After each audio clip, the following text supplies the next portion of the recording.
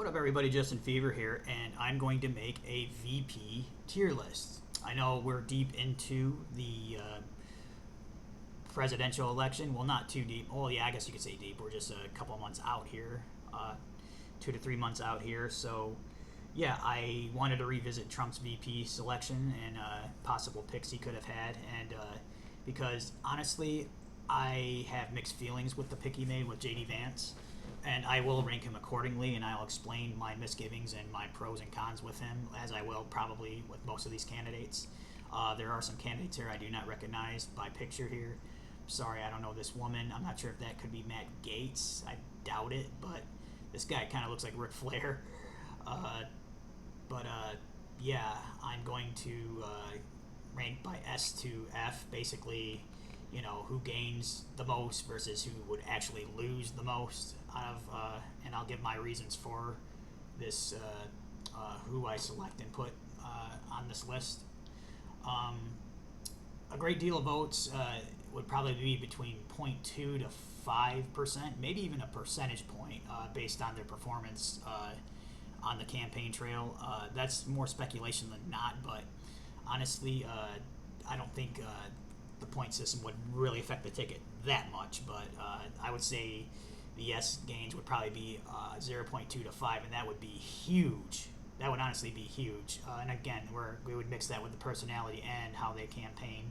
So it's August 25th now, so here's the list for, and let's mock and see who would have been the best in my opinion. All right, we're starting with Elise Stefanik out of New York. Fantastic rising GOP star, absolutely destroyed those Ivy League professors with the whole anti-Semitic rundown there. She's a superstar. She's smart, quick on her feet, just very skilled politician. I could see her actually even if 2028 comes around and Trump loses, unfortunately, in this cycle, I really could see her being a really strong candidate to take the nomination or be a really strong VP pick as of right now in 2028. So I'll put Elise Stefanik at A. Absolutely awesome. I think she actually gains a moderate amount of votes with the voting demographic that Trump has always struggled with. You know, suburban mom, maybe rural moms, maybe center left mothers. You know, and women in general, but Elise Stefanik, superstar in the making, in my opinion. Really like her a lot. Okay, Ben Carson, former HUD secretary, was it? Yeah, I would say he's, based on my criteria, gains minimal votes, gains no votes. I think I'll give him a B because I do think he gains some votes, maybe in the Detroit area, you know. I think he does pick up some of the African American black vote, but very minimally, maybe not even a point. So I even put him to C for no votes because he's known, and I just don't think he would be the best campaigning VP candidate. I really like him a lot. I like him in that role in HUD. He's a great person and everything. I just don't think he's the most skilled politician. And that shows, but very likable guy. I'll keep him at a B, maybe a lower B. If I had a B minus, I'd probably put him at B minus or C plus, honestly. But I'll put him right there. Gains minimal votes, likable, you know. But yeah, that's where I would put him. Doug Burgum. I really like this guy. I don't know why, but I just really like him. I like his story. I like his governorship. He seems to be a safe pick. I guess I'll put him under C if I was to be objective, how he would be. He seems like a very safe pick type. I don't think he gains a lot. You know, he's, you know, in the Dakotas. He's a, you know, a governor of Dakota and everything. Or was it North Dakota? Yeah, he's the governor of North Dakota. And so I would, yeah, I like the fact that he is an entrepreneur and he's made hundreds of millions of dollars. He seems to know energy, and he'll have a great cabinet position. But as a VP pick, I think he would have been a solid VP pick, and I'll put him under C. Okay, Tulsi Gabbard. she's super likable, like her a lot, but she is, independent, former Democrat, and she's kind of come around and everything. She's warmed up to the MAGA crowd. She's warmed up to the Republican crowd as independent now. I would almost call her like a female J.D. Vance, more of like an attack dog, if anything. She'd be, her greatest strength is not her policy. She is a woman that's well liked, I think, among women. So I would actually give her a B based on that. In fact, I would actually rank her as an S if it wasn't for her former, political views, that she probably still has some, that she has some thoughts and feelings still within that party. She's still a former Democrat, everything, very likable. I think she does gain minimal votes, but I think she would attract the independent crowd. I think she would attract independent women, but I think she might detract some of the conservative women across the board. But man, what a wild card of a ticket that would be, Trump and Tulsi. Wow, it's sexy, it's new, it would have been quite the thing. It would have been very Trumpian, to be honest. But I'll rank her as a B. I'm being objective, and I'm not going to just, throw her into S, no, I'm going to put her, I think she does gain some votes, I think she does gain a lot of votes, but she'll also lose maybe about the same votes because she is not fully a true conservative or proven true conservative. So love Tulsi, but I'd put her right there. In fact, I'll put her a little bit ahead of Ben Carson. Okay, next one. Very overrated candidate. Don't like her that much. She's losing badly in Arizona. I think her political career is on the line here, and I think she's falling quite a bit out of grace. I know a lot of people in the MAGA crowd like her a lot, but I don't like her, and I don't think she'd be a very good candidate at all with Trump. I think she loses quite a few bit of votes.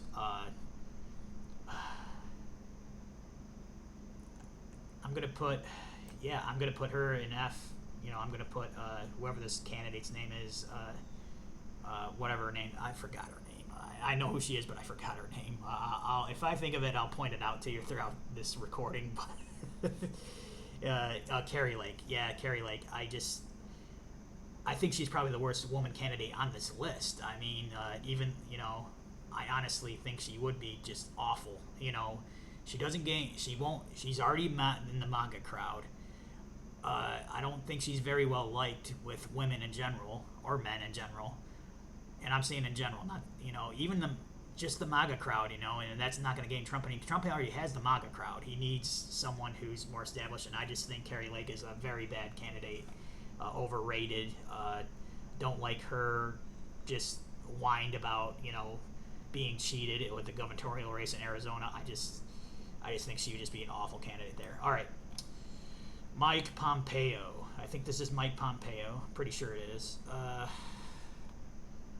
going to put him in a C. I think he really gains no votes. Just another safe pick for Trump. I liked him in Trump's administration. I think he was former Secretary of State. Yeah. Very solid candidate. I would say he's just solid. He's not going to be in the B or higher or anything, but I'd say he gains no votes. He doesn't lose any votes, so I wouldn't put him in D. But, he's a pretty skilled politician, and I like him. But Pompeo goes to C right there next to Doug Burgum. All right, Marjorie Taylor Greene would be awful. I don't think Carrie Lake awful, but she's pretty awful. Yeah, she wouldn't be Carrie Lake F, but, she's borderline eating me instead of Carrie Lake being the bottom F. But I would say Marjorie Taylor Greene would be an F for sure. She's just awful. Don't like her. I don't like how she was just causing ruckus and just to cause ruckus. I think she's there just to sell books and everything in Congress. She's just, she's basically the AOC of the Republican Party, in my opinion. Just seems to be there for all the likes and stuff. She may not be Met Gala bad like AOC is. Oh my God, but I just think she would be an awful candidate for Trump. I think she even loses men and and women across the board, every demographic, rural, suburban. I just, she's not. I would say Carrie Lake is still worse, but I'd say Marjorie Taylor Greene is not too far behind there. So loses a great deal of votes, right? That's the name of the game here for F. All right. Maybe this is Mike Pompeo. Oh shit. I'll put this guy here. I think, yeah. Sorry about that, everybody, but let's get Pompeo here. Who is that guy? Jeez, I got those mixed up because it's looking like, oh, that looks like a lot more like Mike Pompeo. Okay, here we go. Nikki Haley. Very unpopular opinion, but I think she would have been an S. I think she possibly gains Trump a lot. I think she gains the most where Trump has struggled the most in the voting demographic with women, and that's the suburban moms, the suburban women, and even, center-left women like I know personally and everything. I think she would have been an excellent VP pick. And that's coming from a guy who does support Trump. I want Trump to win, but I'm not a MAGA hard on here, like some of these YouTubers. I'm just not. And I think she would have been an excellent VP pick. I'm kind of sad, that she isn't, honestly. I really think she would have done a fantastic job as a VP. And she is an attack dog, She was in the Trump administration, and she's just, people call her a rhino and a hawk, a foreign hawk, but she was in the Trump administration, and despite being that hawk, and there was no wars, so I don't see the problem there, here being a war hawk or a whatever anyone has, I'm not going to vote for Trump if he picks Haley. Oh, you're going to vote for Trump. Shut up. Would you rather? Yeah, I really think she would have dug a lot into that demographic that Trump has struggled with. And so I would say Nikki Haley, S tier. I don't care, what a lot of these pollsters have said. Oh, she's an awful. No, she's not. She's a very skilled politician. She's well liked. She is a moderate in some regards, but, even Trump is a moderate in many regards as well. Nikki Haley, very solid.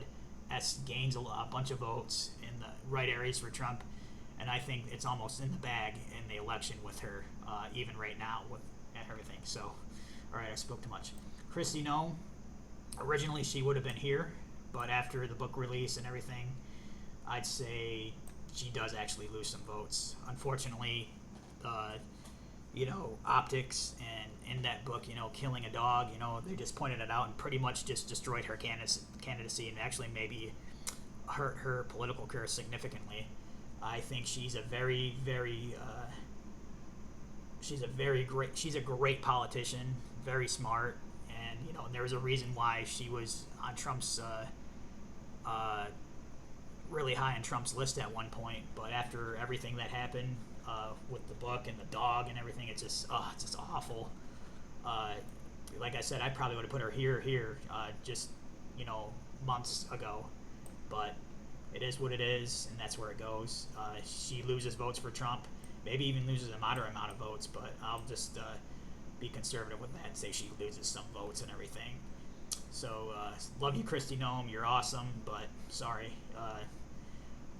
Just one little thing can destroy your, like Marco Rubio with the water, And of course, Marco Rubio isn't here on this list. What's going on? Huh. Well, anyways. All right, Byron Donalds. I really like Byron a lot. I think I'm going to put him in a high B.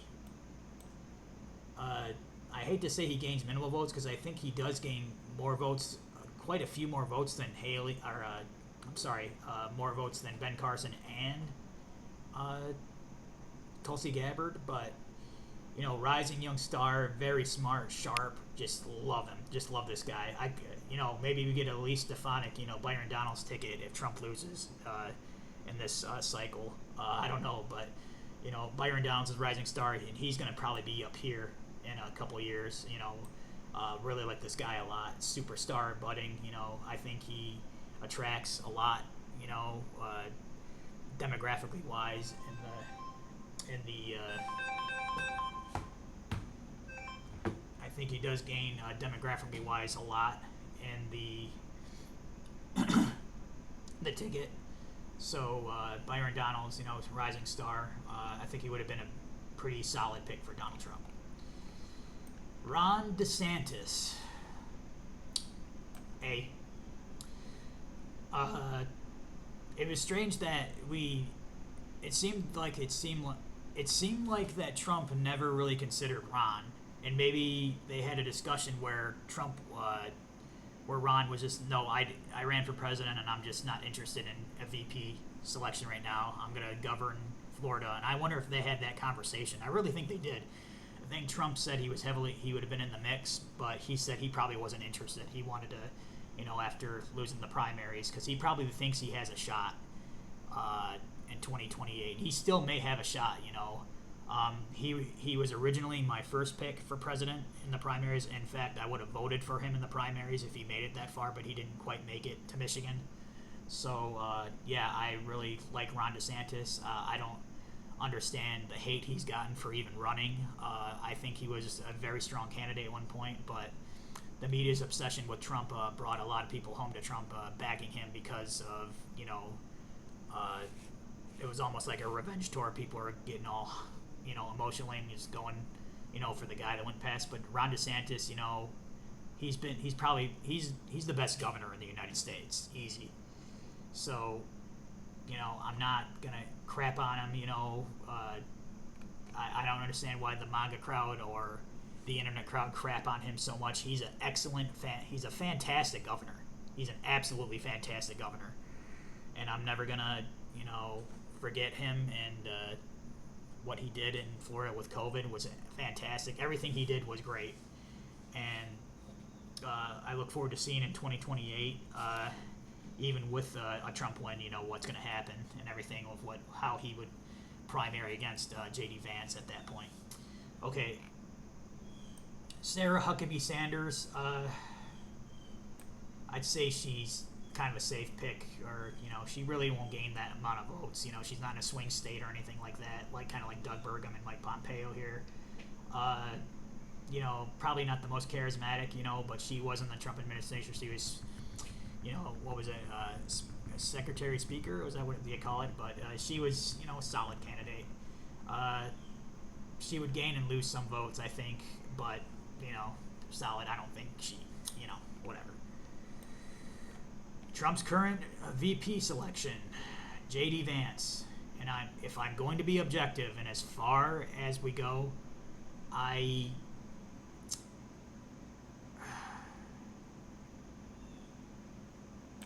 gotta say C. I think we'll see how the debates go.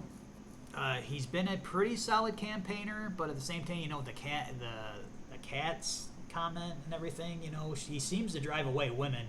He's not very popular. Tim Walz is even outpulling him, I think, in favorabilities right now, which is strange enough because Tim Walz is this absolute garbage.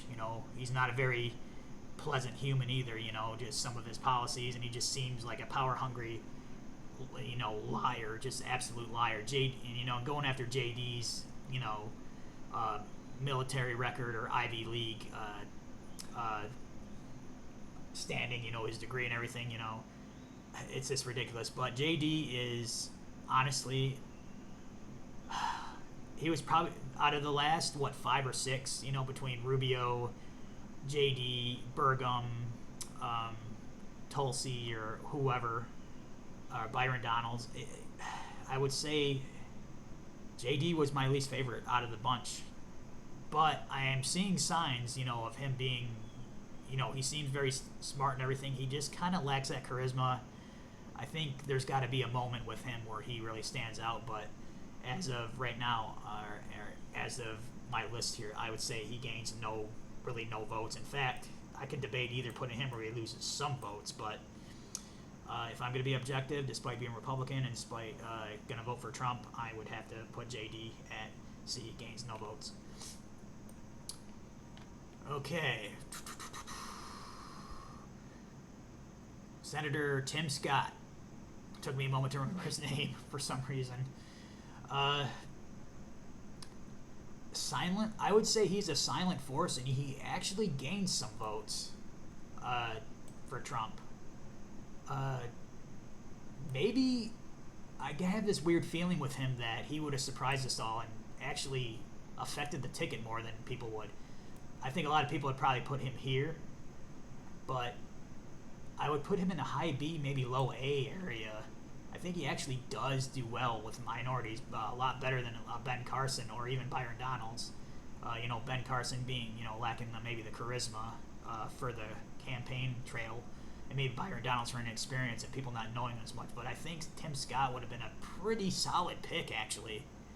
And that's more just me going my gut reaction versus what he is politically and everything. But he's definitely definitely loyal to Trump. He would definitely support Trump and do anything he says. So basically JD, but upgraded from JD really. And he will attract more minorities and everything. So yeah, I'd say Tim Scott would have been a very solid pick for Trump. I would say he gains an moderate amount of votes, honestly. And remember, a moderate amount would probably be by 1 to 2 points, 0.1 or 2 points, gain, versus 0.2 up to 5, I guess it would say for S. Okay. Tucker Carlson. Whoa, what a wild card this would be. It would be great for internet and everything, but objectively speaking,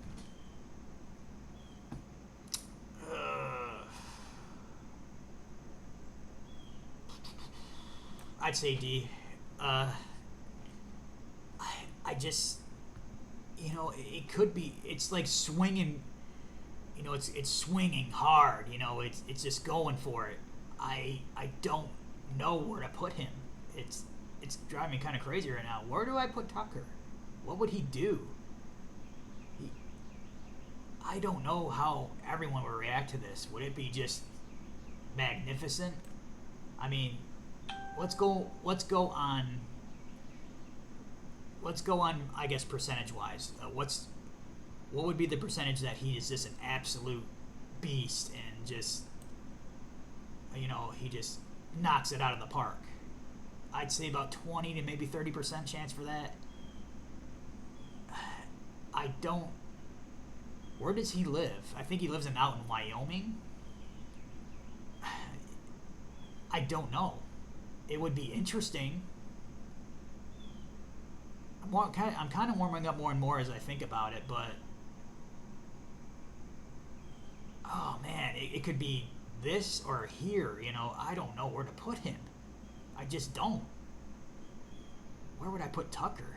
Where would you guys put Tucker? Comment down below, man. I don't know.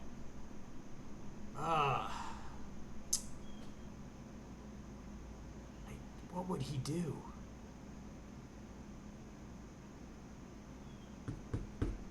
Well, based off what I'm thinking in my mind, I'm going to put him in D.